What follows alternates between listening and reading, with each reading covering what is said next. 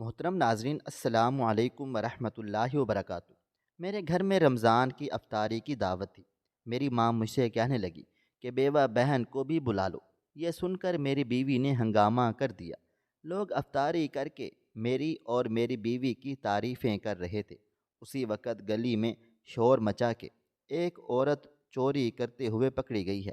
شور شرابہ سن کر میں باہر نکلا تو لوگ اس عورت کو مار پیٹ رہے تھے۔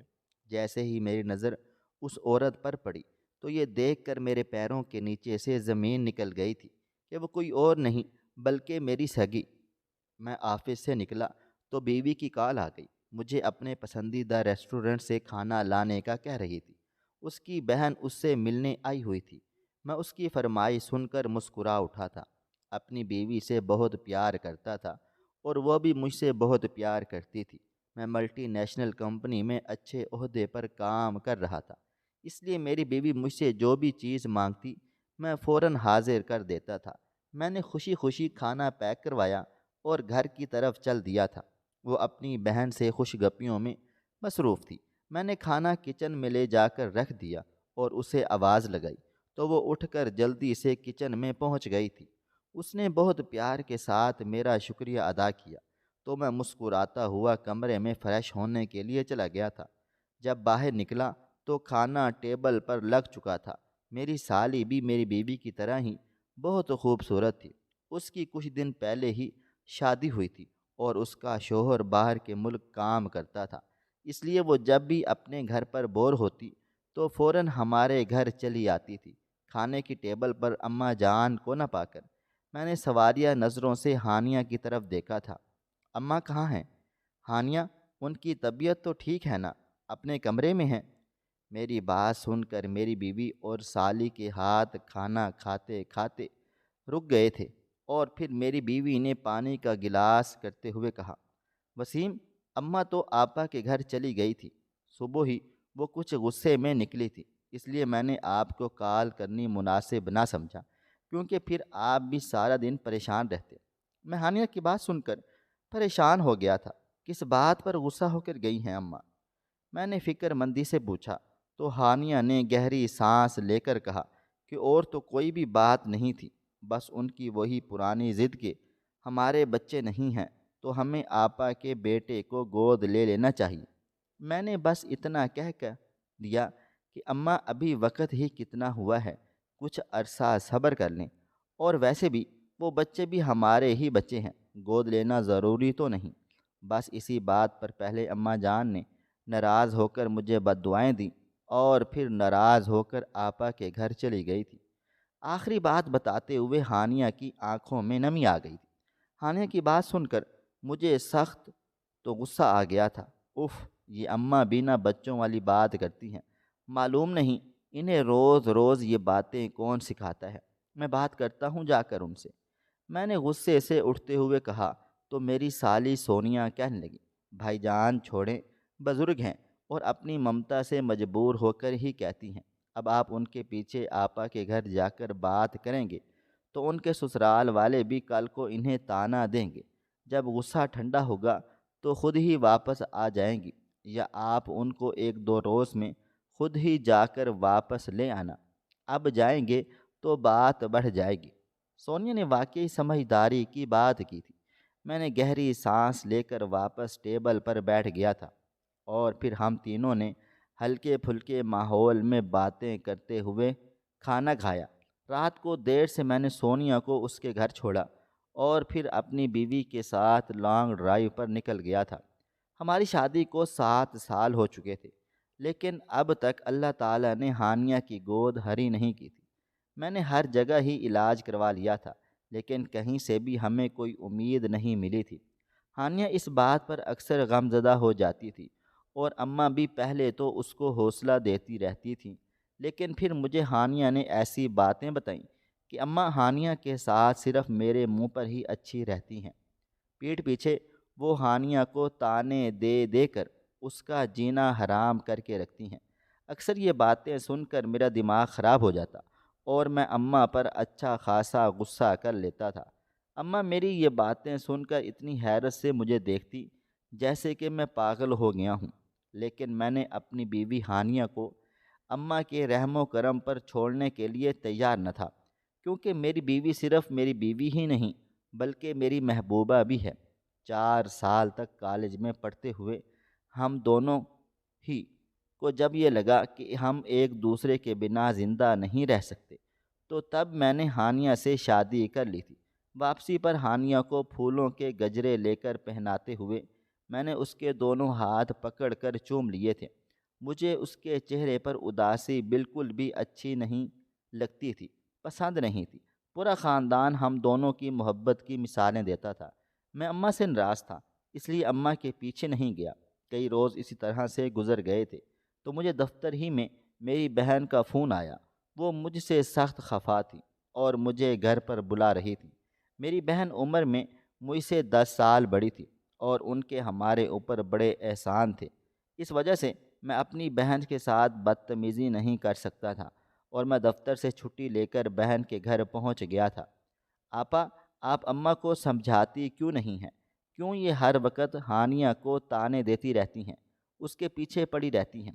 اگر میرے نصیب میں اولاد ہوگی تو مجھے ہانیہ سے مل جائے گی، اور اگر نہیں ہے تو بھلا مانگے کی اولاد بھی کبھی اپنی ہوئی؟ میں نے تلخ لہجے میں آپا سے سوال کیا تو وہ غور سے میری طرف دیکھنے لگ گئی تھی۔ وسیم، تم اماں کی باتیں سنے بنا ہی ان سے اتنے بدگمان کیوں ہو؟ تم پہلے تو ایسے نہیں تھے۔ کیا ہوتا جا رہا ہے؟ دن بدن تمہیں، یہ ماں ہے تمہاری، ذمہ داری ہے تمہاری کہ تم ان کو عزت اور سکون کے ساتھ اپنے گھر میں 2 وقت کی روٹی دو۔ پوری عمر انہوں نے ہم دونوں کی پرورش کرنے کے لیے بیوگی کا سخت وقت کاٹا ہوا ہے، کیا صرف اس لیے کہ بڑھاپے میں بہو کے ہاتھوں سے ذلیل و رسوا ہوں؟ اور بجائے اس کے کہ تم اپنی ماں کی عزت کرواؤ، تم الٹا انہیں ہی قصوروار ٹھہرا رہے ہو۔ میں اپنی بہن کی یہ باتیں سن کر غصے سے اماں کی طرف دیکھنے لگا اور پھر ان سے کہا، اب آپ ہانیہ کو نیچا دکھانے کے لیے جھوٹ بھی بولیں گی؟ کب کی اس نے بدتمیزی؟ الٹا آپ اس کو بے اولادی کے طعنے دیتی ہیں اور بار بار مجبور کرتی ہیں کہ ہم آپا کے بیٹے شاہ زین کو گود لے لیں۔ اماں، ہم لوگ ایسا کیسے کر سکتے ہیں؟ اور شاہ زین کو اس کے ماں باپ سے دور کر کے ہمیں بھلا کیا مل جائے گا؟ وہ 5 سال کا ہے، اچھی طرح جانتا ہے کہ میں اس کا ماموں ہوں اور ہانیہ اس کی مامی ہے۔ کل کلاں کو اس طرح اس بچے کی زندگی بھی خراب ہو جائے گی۔ اماں جان، جو چپ چاپ بیٹھے بس روئے چلی جا رہی تھی، میری یہ بات سن کر تڑپ سی گئیں اور پھر کہنے لگی، بیٹا، میں نے کبھی بہو کو یہ بات نہیں کہی، تم بار بار مجھے یہی بات سناتے ہو۔ میں نے تو بہو سے صرف کھانا مانگا تھا، میرا شوگر لو ہو رہا تھا۔ صبح تم دفتر چلے گئے تو اس نے ناشتہ بنایا ہی نہیں، دوپہر ہو گئی تو میں مجبور ہو کر اس کے پاس چلی گئی تھی کھانا مانگنے، لیکن اس کی دوست آئی ہوئی تھی، ان لوگوں نے باہر سے کھانا منگوا کر رکھا تھا۔ مجھے دیکھتے ہی اپنی دوست کے سامنے میرے ساتھ بدتمیزی پر اتر آئی، مجھے طعنے دیے کہ میں اس پر نظر رکھتی ہوں، اس کی دوستوں سے جلتی ہوں، اس کے کھانے پینے کو ٹوکتی ہوں، جان بوجھ کر طبیعت خراب ہونے کا بہانہ کرتی ہوں۔ بیٹا، اتنی ذلت میں سہ نہیں پائی اور اسی لیے میں وہاں سے اٹھ کر فاطمہ کے گھر آ گئی تھی۔ مجھے تو لگا تھا کہ جب تم مجھے موجود نہیں پاؤ گے تو کم سے کم مجھ سے فون کر کے تو معلوم کرو گے، لیکن تم تو الٹا مجھ پر ہی تہمت لگا رہے ہو۔ میں اماں جان کی باتیں سن کر حیران ہی رہ گیا تھا کہ ان کے لہجے میں سچائی جھلک رہی تھی، لیکن دوسری طرف مجھے اپنی بیوی ہانیہ پر بھی پورا بھروسہ تھا کہ وہ اماں کے ساتھ ایسا سلوک نہیں کر سکتی تھی۔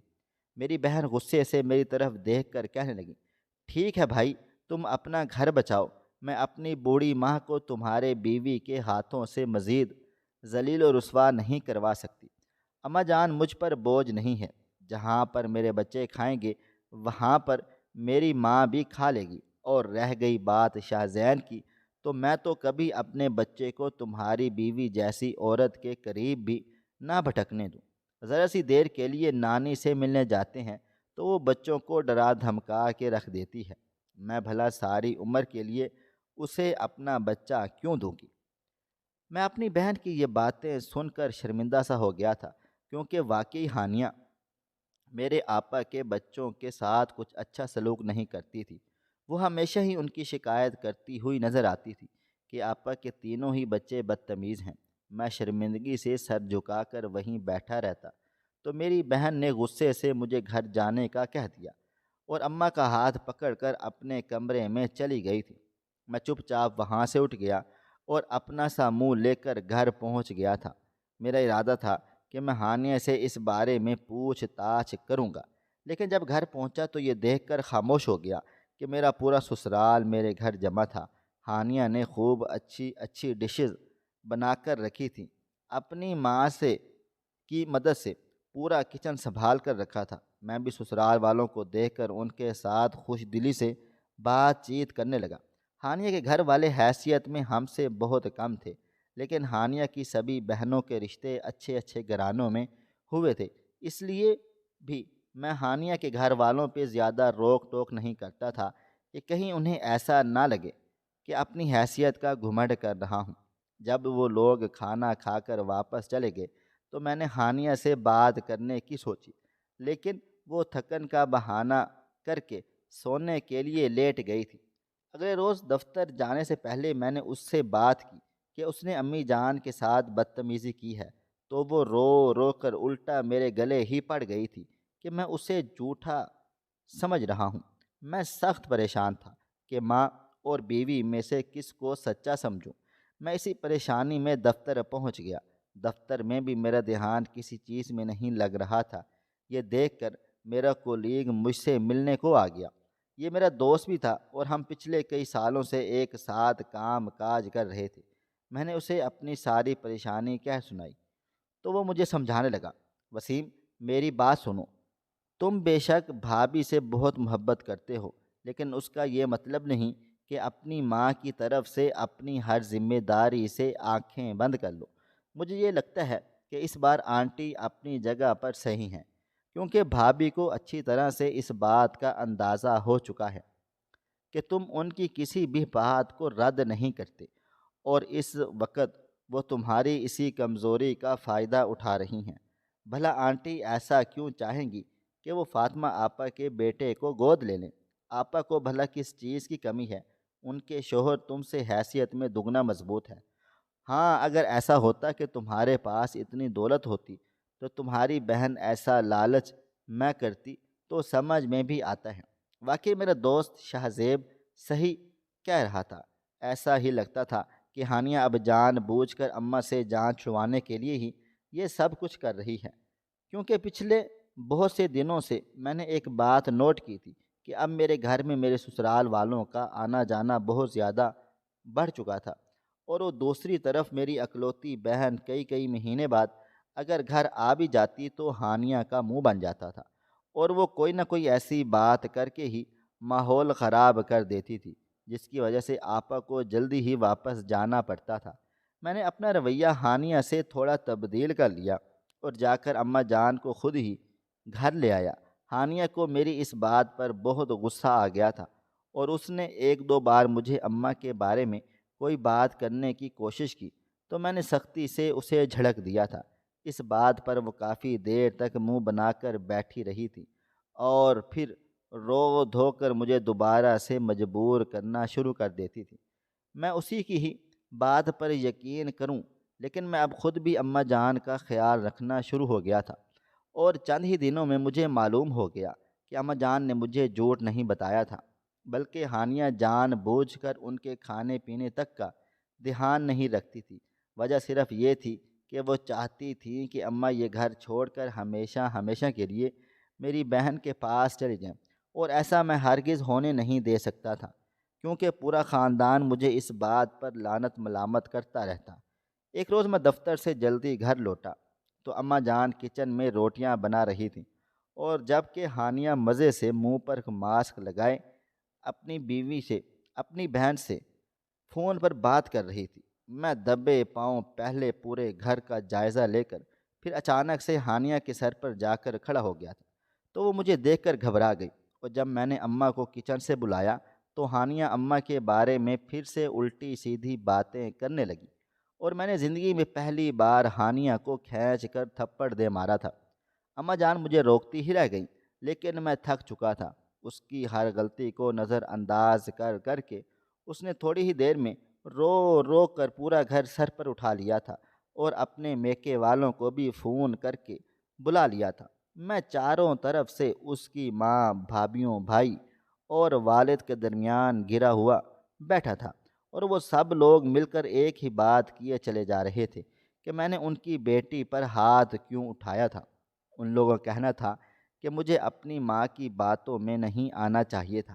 میں نے امی جان کے چہرے پر دیکھا تو وہ ڈری سہمی سی میری طرف ہی دیکھ رہی تھی۔ مجھے یہ دیکھ کر سخت غصہ آ گیا۔ میں نے فیصلہ کن لہجے میں اس کے باپ اور بھائیوں سے کہہ دیا، ٹھیک ہے، اگر آپ کی بیٹی یہاں پر میرے ساتھ خوش نہیں ہے تو آپ لوگ اس کو اپنے ساتھ لے کر جا سکتے ہیں، مجھے کوئی بھی اعتراض نہیں ہے۔ زندگی کے اتنے سال اگر اس نے میرے ساتھ گزار کر اب تک صرف دکھ ہی سہا ہے تو اب اس کو حق حاصل ہے کہ یہ درست فیصلہ لے سکتی ہے۔ میری یہ بات سن کر وہ سب ہی لوگ حیران و پریشان رہ گئے، اور ہانیہ پھٹی پھٹی نظروں سے میری طرف دیکھنے لگی تھی۔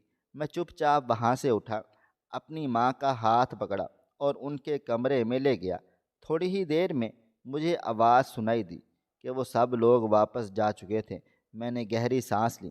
میرا اندازہ تھا کہ وہ اپنی بیٹی کو بھی ساتھ لے جائیں گے، لیکن میں حیران رہ گیا جب تھوڑی دیر کے بعد ہانیہ چائے کی ٹرے اٹھا کر ہم ماں بیٹے کے پاس چلی آئی تھی۔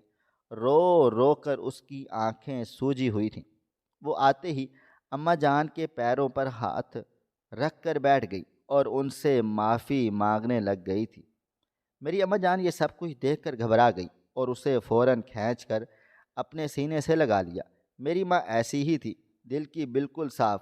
ہانیہ اب مجھ سے بھی معافی مانگ رہی تھی، لیکن میں اچھی طرح اس کی طبیعت کو جانتا تھا کہ وہ سب کچھ اس لیے کر رہی تھی کیونکہ اس کے گھر والے اسے اپنے ساتھ لے کر نہیں گئے ہوئے تھے، کیونکہ وہ لوگ اچھی طرح سے جانتے تھے، سمجھتے تھے کہ اگر میں نے ایک بار اسے گھر بھیج دیا تو دوبارہ اس گھر میں واپس نہیں آ سکے گی۔ ہانیہ اب واپس اپنی روٹین پر لوٹ چکی تھی، اور وہ اب گھر کا کام کاج بھی کرتی اور بلا وجہ اماں جان کو پریشان بھی نہیں کرتی تھی۔ میں نے گھر کی طرف سے سکون کا سانس لیا تھا کہ اچانک کمپنی نے مجھے بتایا کہ مجھے 6 ماہ کے لیے دوسرے شہر میں پوسٹنگ مل رہی ہے۔ میں یہ اطلاع ملتے ہی پریشان سا ہو گیا تھا۔ ہانیہ نے حسب سابق وہی ضد کی کہ وہ میرے ساتھ جائے گی۔ ایسے میں اماں جان کو کس کے پاس چھوڑ کر جا سکتا تھا؟ میں نے ہانیہ کو سمجھانے کی کوشش کی کہ وہ اماں کے ساتھ اسی گھر میں ہی رہے، لیکن وہ اپنی ضد کی پکی تھی۔ اماں جان نے بھی یہ بات دیکھ کر مجھے کہہ دیا کہ وسیم بیٹا، تم بہو کو اپنے ساتھ لے جاؤ، میں جب تک فاطمہ کے پاس رہ لوں گی۔ میں اچھی طرح سے جانتا تھا کہ اماں ان کے سسرال میں رہنا نہیں چاہتی، لیکن اب مجبوری بن گئی تھی۔ ایک ہفتے کے بعد ہی میں اپنی بیوی اور ضروری سامان کے ساتھ دوسرے شہر 6 مہینے کے لیے کمپنی کے دیے گئے مکان میں شفٹ ہو گیا تھا۔ اماں اور آپا سے میرا مسلسل فون پر رابطہ رہتا تھا۔ میرے بہنوئی اشفاق احمد ایک تاجر تھے، اور اماں جان کے دور کے رشتہ دار بھی۔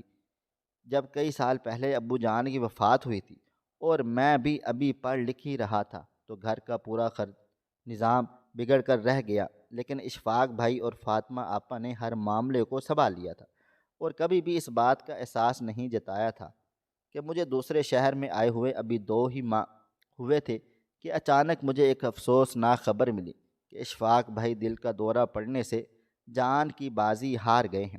میرے لیے خبر کسی قیامت سے کم نہ تھی۔ میں اسی وقت واپس لوٹا۔ آپا اور بچوں کا صدمے سے برا حال تھا، اور ساتھ ہی ساتھ اماں جان بھی غم سے نڈھال ہو رہی تھی۔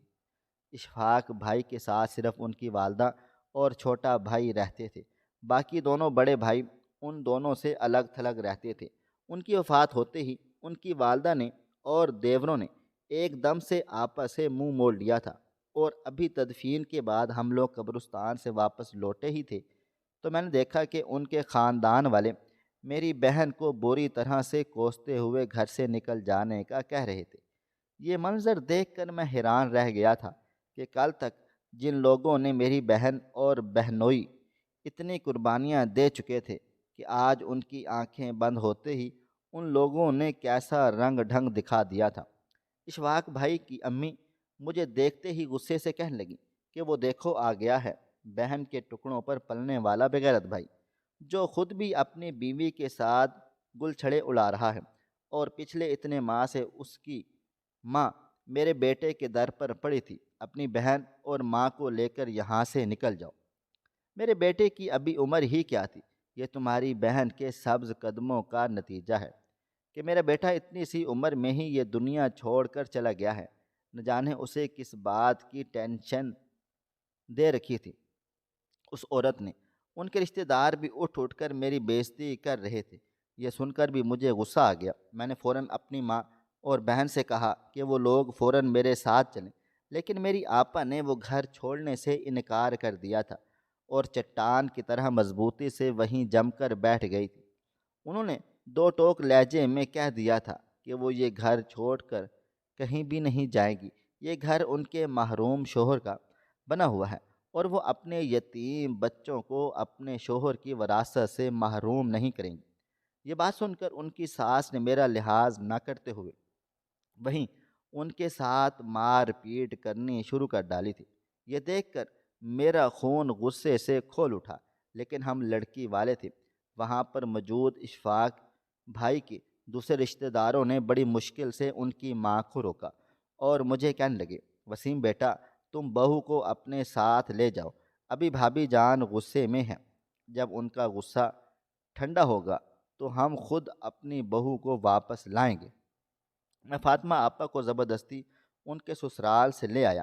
ہانیہ نے یہ سب کچھ اپنی نظروں سے دیکھا تھا، لیکن پھر بھی اس کی دل کی سختی میں کوئی کمی واقع نہیں ہوئی تھی۔ چند روز تو سکون سے گزرے تھے، پھر اس کا رویہ میری بہن اور یتیم بچوں کے ساتھ بد سے بدتر ہوتا چلا گیا۔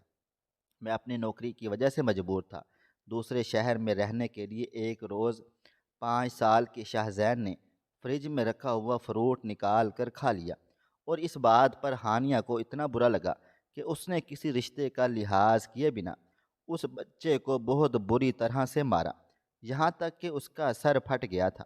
میری بیوہ بہن یہ منظر دیکھ کر رونے لگی، اور میری ماں نے مجھے کال کر کے یہ سب بتا دیا۔ میں نے ہانیہ کو کال پر ہی سمجھانے کی کوشش کی تو وہ صاف الفاظ میں کہنے لگی کہ میں اب ان لوگوں کو ایک دن بھی اپنے گھر میں رکھنے پر تیار نہیں ہوں۔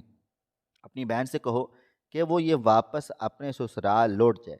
مجھے ان لوگوں کو دیکھ دیکھ کر گھٹن ہوتی ہے۔ جب سے یہ لوگ یہاں پر آئے ہوئے ہیں، کوئی بھی چیز اپنے ٹھکانے پر نہیں ملتی، نہ کھانا نہ پینا، کسی چیز کا حساب کتاب نہیں رہا، اور اس نے غصے سے فون بند کر دیا۔ میں اپنی بہن سے بہت شرمندہ تھا۔ یہ گھر اس کے باپ کا بھی تھا، لیکن شوہر کے مرتے ہی وہ لاوارث ہو گئی تھی۔ میری بیوی اسے اس کے باپ کے گھر سے ہی بے دخل کر دینا چاہتی تھی۔ میں ابھی ہانیہ کو منانے کی کوشش کر ہی رہا تھا کہ مجھے امی جان کی کال موصول ہوئی۔ وہ روتے ہوئے مجھے بتا رہی تھی کہ میری بہن چپ چاپ گھر چھوڑ کر چلی گئی ہے۔ مجھے یہ سن کر بڑا دکھ ہوا تھا۔ مجھے لگا تھا کہ میری بہن اپنے سسرال واپس گئی ہوگی۔ دوبارہ اماں جان نے بھی مجھے اس بارے میں کوئی بات بھی نہ بتائی تھی۔ 6 ماہ پورے ہوئے تو رمضان المبارک سر پر تھا۔ میں چھٹی لے کر گھر پہنچ گیا۔ ہانیہ میری واپسی سے بہت زیادہ خوش تھی، اور میرے ساتھ مل کر رمضان المبارک کی خریداری کرنے کے لیے شاپنگ مال پہنچ گئی تھی۔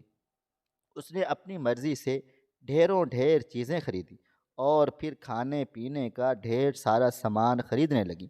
حالانکہ میری نظر میں وہ سب کچھ فضول خرچی تھی، لیکن میں نہیں چاہتا تھا کہ میں اس کا موڈ خراب کروں۔ اور پھر میں نے دل ہی دل میں سوچا ہو سکتا ہے کہ وہ اپنے گھر والوں کی دعوت کرنا چاہتی ہو، اس لیے خاموشی سے سب کچھ لے کر باہر نکل آیا۔ ہانیہ سامان کے ساتھ کھڑی ہوئی تھی۔ میں اپنے گاڑی کو پارکنگ سے نکال کر جیسے ہی سامنے لایا، ایک 6 سال کا بچہ بھاگتا ہوا میرے پاس آ پہنچا، اور اپنے ہاتھ میں موجود گاڑی صاف کرنے کا کپڑا سامنے کرتے ہوئے کہنے لگا، انکل پلیز یہ کپڑا لے لو، بہت اچھی گاڑی صاف کرتا ہے۔ میں بھی کھانا لے لوں گا، کل سے گھر میں کھانا نہیں ہے۔ میری نظر ایک دم سے بچے کے چہرے پر پڑی، اور میرا دل یہ دیکھ کر کانپ اٹھا کہ وہ بچہ کوئی اور نہیں بلکہ میری بیوہ بہن کا یتیم بیٹا شاہ زین تھا۔ میں نے اس کا ہاتھ پکڑ کر اسے اپنی طرف کھینچنا چاہا تھا تو اس کی نظر میرے چہرے پر پڑ گئی تھی اور وہ خوف زدہ ہو کر تھوڑی دور کھڑی ہانیہ کو دیکھنے لگا اور پھر میرا ہاتھ جھٹک کر تیزی سے بھاگتا ہوا فٹ پاتھ پر بیٹھی ہوئی ایک برقع پوش عورت کے پاس پہنچ گیا اور اسے ہماری جانب ہاتھ کر کے کچھ بتانے لگا تھا۔ ہانیہ جب تک گاڑی کے پاس پہنچ گئی تھی، میں دروازہ کھول کر باہر بھاگا تو وہ برقع پوش عورت تب تک شاہ زین کا ہاتھ پکڑ کر تیزی سے لوگوں کے ہجوم میں گمسم ہو چکی تھی۔ کیا وہ میری بہن تھی؟ یہ خیال ہی میرے لیے قابل برداشت تھا۔ ہانیہ مجھے پوچھتی ہی رہی اور میں چپ چاپ روتا ہوا گاڑی ڈرائیو کرتے ہوئے سیدھا اپنی بہن کے سسرال پہنچ گیا تھا۔ یہاں پہنچ کر معلوم ہوا کہ اشفاق بھائی کی والدہ اور بھائی یہ مکان بیچ کر جا چکے ہیں اور اب یہاں کوئی دوسری فیملی رہتی ہے۔ میں نے محلے اور پڑوس والوں سے بھی معلوم کرنے کی کوشش کی کہ کیا میری بہن یہاں پر واپس آئی تھی، لیکن کسی نے بھی میری بہن اور بھانجوں کو دوبارہ یہاں پر نہیں دیکھا تھا۔ وہ لوگ میری طرف دکھ اور افسوس کے ساتھ دیکھ رہے تھے کہ یہ کیسا بد نصیب بھائی ہے جسے اپنی بہن کے حالات کا علم نہیں۔ ہانیہ اب صورتحال سمجھ چکی تھی، اس لیے خاموش بیٹھی رہی۔ میں گھر گیا تو اماں سے پوچھنے لگا فاطمہ آپا کے بارے میں کچھ دیر، تو وہ ناراضگی سے خاموش رہی اور پھر پھوٹ پھوٹ کر رونے لگی اور کہنے لگی فاطمہ یہاں سے نکل کر سسرال گئی تھی، لیکن وہاں پر ان لوگوں نے دروازہ نہیں کھولا تھا تو وہ اپنے بال بچوں کو لے کر ریلوے لائن کے پاس والی جھگیوں میں رہنے لگی۔ یہ بات تمہاری بیوی کو بھی اچھی طرح معلوم ہے۔ کئی بار میں نے اس کی منت سماجت کی کہ یہ اسے اس گھر میں رہنے کے لیے تھوڑی سی جگہ دے ڈالے، لیکن یہ اس بات پر راضی نہیں ہے۔ جب سے تم یہاں سے گئے ہو تم نے پلٹ کر نہ تو مجھ سے پوچھا کہ مجھے کسی چیز کی ضرورت ہوگی اور نہ ہی کبھی بہن کے بارے میں پوچھا۔ اکثر چھپ کر اس سے ملنے تو جاتی تھی، لیکن میرے پاس کچھ نہیں ہوتا تھا کہ میں اسے دے سکوں، اور وہ کبھی لوگوں کے گھروں میں صفائی ستھرائی کرتی ہے، کبھی فٹ پاتھ پر کچھ چیزیں بیچتی رہتی ہے۔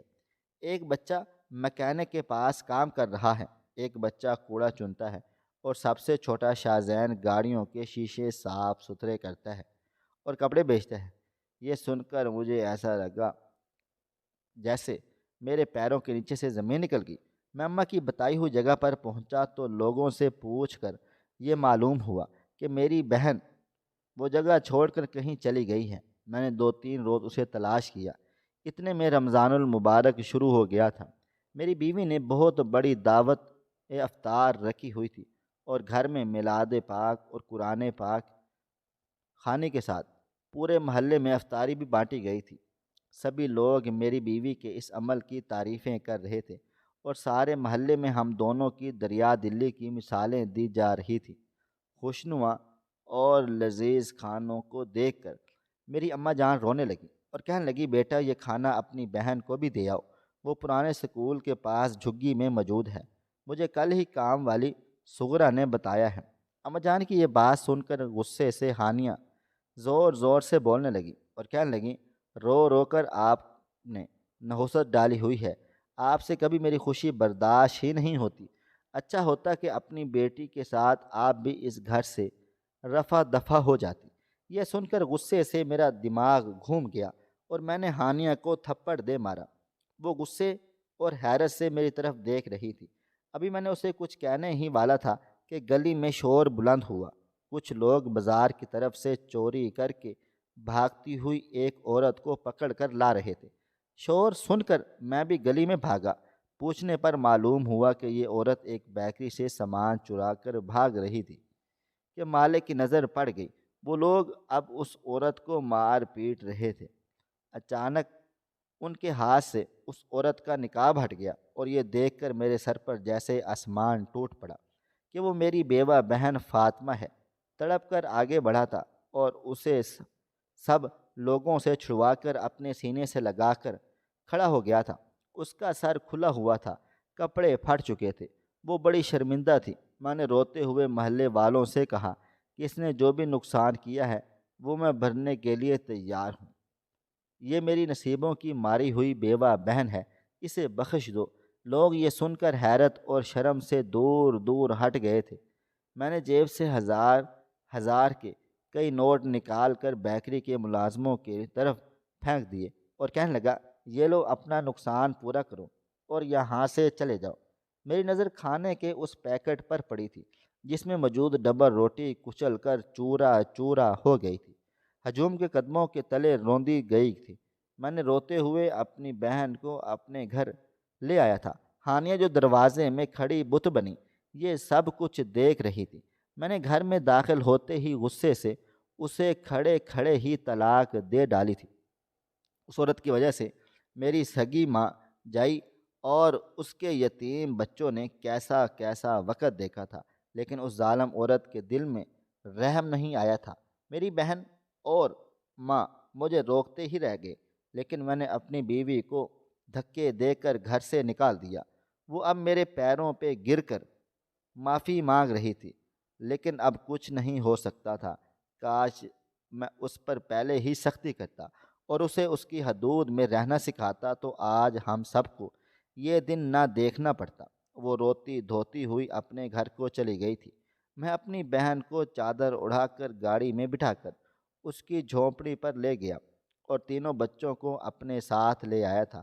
جو بچہ مکینک کا کام سیکھ رہا تھا اسے مالک نے بری طرح تشدد کا نشانہ بنا ڈالا تھا۔